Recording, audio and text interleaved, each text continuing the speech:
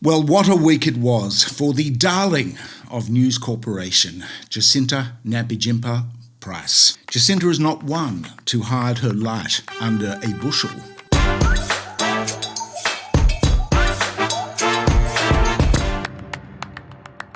She previously made it clear to Chris Kenny on Sky News After Dark that a lot of Australians would like to see that. That is, Jacinta becoming Prime Minister of the Commonwealth of Australia. David Littleproud was talking about the Nationals not being able to give you the sort of the ambitions, settle the ambitions that you might have. I mean, but you can get to the top of the Nationals and be Deputy Prime Minister. The only job higher than that is Prime Minister. And to be Prime Minister, of course, you need to go to the lower house. Well, there is that, and I know there's a lot of Australians who'd love to see that, but right now, as I said, my focus is the Senate. By midweek, Jacinta had been dumped from the ministry by Susan Lee for her racist remarks, which upset the Indian community and her more moderate colleagues to boot. But she still has the support of Rupert Murdoch's media, or Lachlan Murdoch's now. Being MAGA, she's MAGA, she's sketchy on climate, she toes the line on all the right-wing Trumpist stuff, warmongering Israel, demonises foreigners, but of course not the type of foreigners that are important to News Corp, which are American media magnates. There is a concern with the Indian community, and only because there's been large numbers, and we can see that reflected in the way that the community votes for Labor at the same time. So if they're going to see a reflection that, okay, these individuals are going to vote for us more so than other parts of the community, well then of course they're going to express a view that we'll get those sorts of individuals into our communities. But let's look at the chain of events which dominated Australian politics all week and gave the government, yet again, a free pass to sit back and enjoy the show. That is the Libs and the Coalition tearing themselves to pieces. The whole saga kicked off early in the week with some dog whistling about migration, about excessive migration, where Jacinta accused Labor of taking in too many Indians into Australia because they voted for Labor. Something which is not borne out in the actual evidence, but don't you worry about that. Don't let the facts get in the good way of Don't let the facts get in the way of a good yarn. Anti-immigration pulls votes, and the anti-immigration spiel went a little bit too far. All hell broke loose because the party copped a big backlash by the Indian community, and Labor was experiencing industrial-grade schadenfreude. Now, Alex Hawke, the manager of opposition business, called Jacinta's office to get her to apologise for her remarks and walk back the comments. Steady the ship. That's what managers of opposition business do. That's their job. After all, it was clear from the election that the Libs had a problem with migrants. They lost because of, among other things, the migrant vote. They didn't get enough migrant votes. They didn't pay enough attention to the migrant votes in their campaigning. It's a problem. Anyway, Jacinta Price didn't like it. That is, Alex calling her office, so she conducted a PR campaign on Sky News. She said that she had asked Susan Lee, the Liberal Party leader, to tell Alex Hawke to back off, to apologise to her for his conduct. "I am a Liberal woman," she said. She was the victim of Alex, apparently.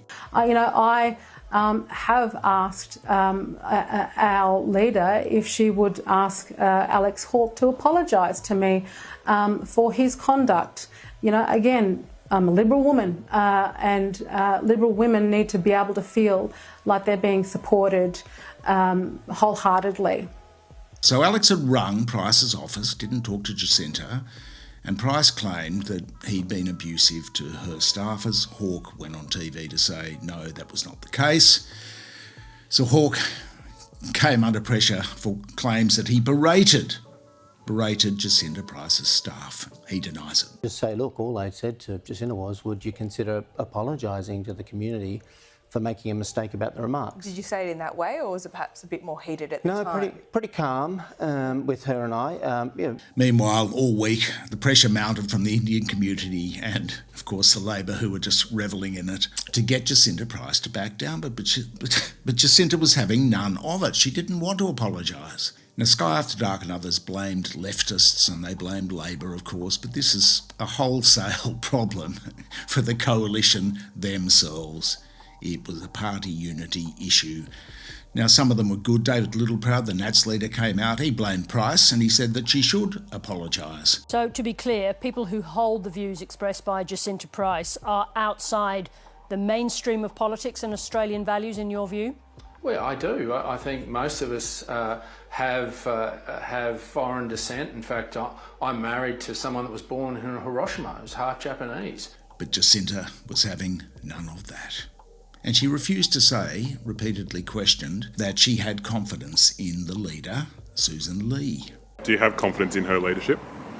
Look, again, those matters are for our party room. Do you have full confidence in her leadership? Those matters are for our party room. That did not help her case. But with the backing of News Corp, which strenuously undermines Lee at every opportunity, Price was still going by the end of the week. She was sacked from the ministry on Wednesday, refused to apologise, but she still seemed determined to make it to the lodge. Nonplussed, she turned up on Twitter on Friday, still going hard, holding forth at an event at a Perth Indian Community Centre. Now, if you have a look at the pictures from this event, there were certainly not many Indian-looking people there, but they did look a bit more like coalition voters at this Indian Community Centre event. Anyway, so she tweets on Friday afternoon, Jacinta does, "What a night at the Indian Society of WA's wonderful Indian Community Centre in Willetton in Perth's southern suburbs." She was fortunate, she said, to meet a number of community leaders at this event. Now, the question is, of course, looking at these photographs, what sort of community leaders were they actually at the event? Anyway, the Indians put out a statement saying that they disavowed any connection with this event and called Price's comments disrespectful. That's the original comments. As it turns out, this was a Liberal Party fundraiser held at an Indian community centre. But with the backing of News Corp, she's not going away, Jacinta. Lachlan Murdoch, of course, has finally won this week. He's won the fight against his siblings for control of the News Corporation dynasty. Basically, he paid $5 billion to buy his brothers and sisters out, which basically means the News Corp now is locked in for another generation of warmongering, far-right propaganda in its global media empire. I mean, there were other things this week, plenty of other things. There was the $800 million wage theft where Woolies and Coles were busted. Why is it never stealing money from executives, always from workers? So by the way, just a quick house ad. This video is brought to you by you, the viewers. We don't take money from advertisers or big corporations. You pay for it so that everyone can read it. We're 100% community funded by readers and watchers like you. So if you want to keep independent journalism alive, head to Patreon, The West Report. The Wiggles were suing each other in court, and Albo, of course, was in the Pacific on a climate trip, talking to our Pacific neighbours, where he was found to have been wearing the wrong tropical shirt. But anyway, he found the right tropical shirt, got back on track, said all the right things on climate change. But then, on Friday, after he got back, the Environment Minister Murray Watt gave the green light, the final hurdle for the North West Shelf. 50 years of gas to be drilled and exported with no royalties for Australia and probably no tax either. There was nothing on Murray's Twitter feed about this amid his nice tweets about saving furry critters. But again, thank you, Jacinta Price, for the distractions. And let's not forget the other bizarre distraction, Charlie Kirk, the tragic assassination of Charlie Kirk, the right-wing TV host in the US, which just reverberated around the world immediately. Few have heard of Charlie Kirk here, of course, but it started to play big. Yes, it was a big political assassination and, of course, tragic. I didn't agree with much the guy had to say, but I think he was probably quite genuine in his beliefs and engaged with more sane voices in debates, which the right wing doesn't always do.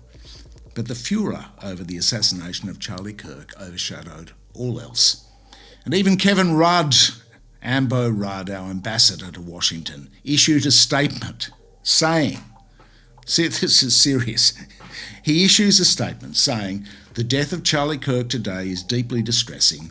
There is no space for political violence in any democracy. My thoughts and those of all Australians are with his family and loved ones. Now, no doubt it's a reasonable thing for Kevin to say, but all Australians, most Australians have never heard of Charlie Kirk. Why, given all the other people being assassinated daily around the world and the mayhem in geopolitics, why would Kevin put out a statement about Charlie Kirk, the murder of a media figure, and not the other victims of assorted atrocities going on daily?